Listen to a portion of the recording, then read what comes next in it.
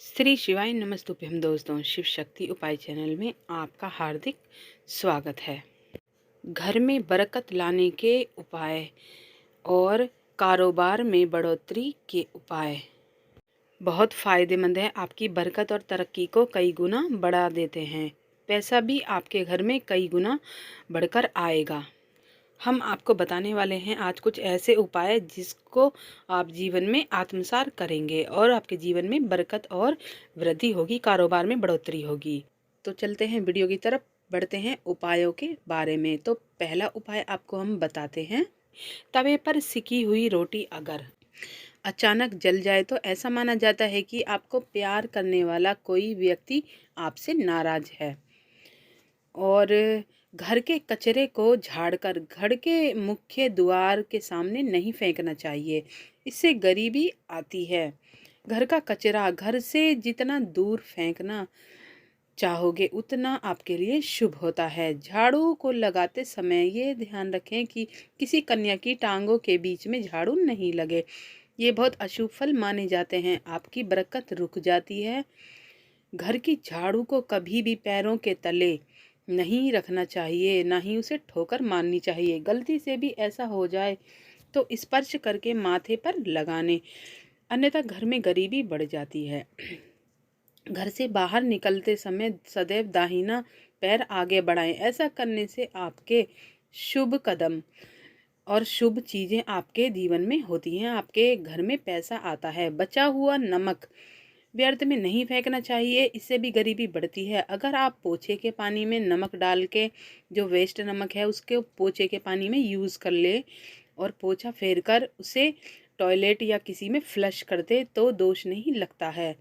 नमक कभी भी किसी अनजान व्यक्ति के हाथ से नहीं लेना चाहिए। जैसे घर के व्यक्ति तो ले सकते हैं एक दूसरे को, लेकिन अनजान व्यक्ति कभी नहीं लेन, और नहीं तो आपका कर्जा बढ़ता है, जीवन में कष्ट मिलते हैं।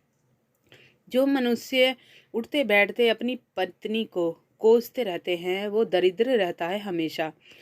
अगर आप कमरे में बैठते हैं तो अंधेरे कमरे में बैठते हैं तो थोड़ी थोड़ी देर में प्रकाश करते रहिए। लाइट होना ज़रूरी है संध्या के समय में। घर के देवी देवता के फोटोग्राफ या कैलेंडर अगर फट गए हैं, धुंधले हो गए हैं, तो आपको घर में ये नहीं रखने चाहिए। ये अनेक प्रकार के आपके जीवन में उथल पुथल मचाते हैं और नकारात्मक ऊर्जा आती है। इन फोटोओं को या किसी फोटो पोस्टर हैं उनको जल में प्रवाहित कर देना चाहिए। घर में जो व्यक्ति खड़ी हुई झाड़ू रखता है उसके घर में कलह और गृह कलेश होते हैं। इसलिए आपको समझना चाहिए झाड़ू कभी भी खड़ी नहीं रखनी चाहिए। जिस घर में मकड़ी के जाले पनपते हैं उस घर में बरकत नहीं होती।